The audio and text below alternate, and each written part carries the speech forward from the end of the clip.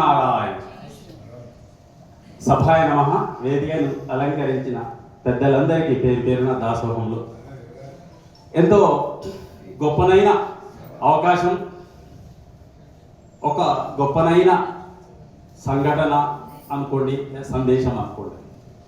ఈరోజు ఇంతమంది కవి పుంగవుల సమక్షంలో ఇలా మన పరాభవాలు మనకు దరిచేరకుండా ఉండడానికి మనమందరం కూడా మన యొక్క జ్ఞానాన్ని ఇచ్చిపుచ్చుకుంటున్నాం.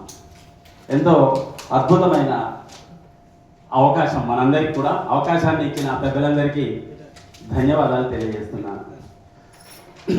ముఖ్యంగా మనం చెప్పుకోవాలంటే సంవత్సరం, పరాభవం, ఈ రెండు రకాలు ఉన్నాయి ఇక్కడ. పరాభవనామ సంవత్సరం.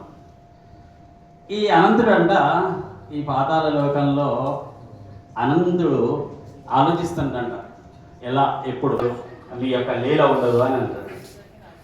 అప్పుడు వెంటనే నారదుడు ఒక సరస్సులో స్నానం చేసే సమయంలో ఒక స్త్రీ రూపాన్ని ధరిస్తాడంట.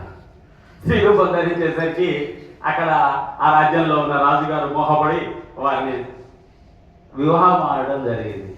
ఆ తర్వాత 60 సంవత్సరాలు గడిచిపోయినాయి. నారదుడికి ఏమి తెలియదు, ఇంకా స్మృతులు ఏం లేదు. 60 మంది సంతానం కలిగింది.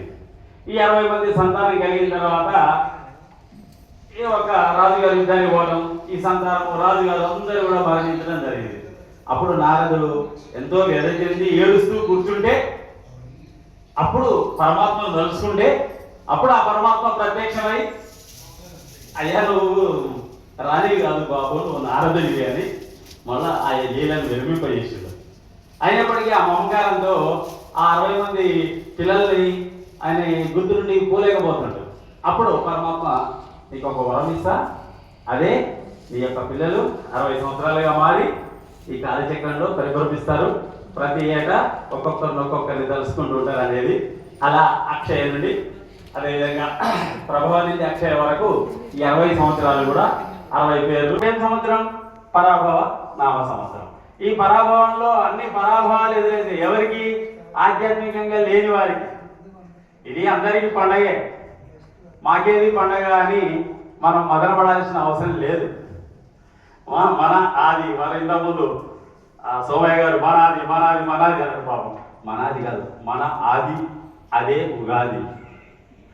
ఉంటాయి కష్ట సుఖాలు ఉంటాయి, ఎన్నో ఉంటాయి. వారు చెప్పినట్టు అందరికీ పల్లకిలో కూర్చునే వాళ్ళే కాదు, మోసే వాళ్ళే కాదు, అందరికీ అన్ని రకాల దశలు ఉంటాయి. ఆ దశలన్నీ దాటిన తర్వాతనే ఒక మహర్దశ వచ్చిందంటారు చూడండి.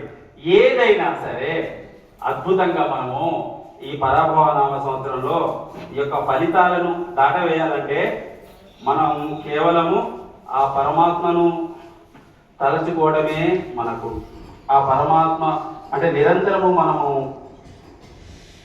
ఆ పరమాత్మపై దృష్టి, లేదంటే భగవంతుడు అంటే ఏంటంటే నాలెడ్జ్, లేదంటే మనం చేసే వర్క్, దాని మీదనే ఒక కమిటీ అయి ఉండటం, ఏకాగ్రంగా ఉండటం.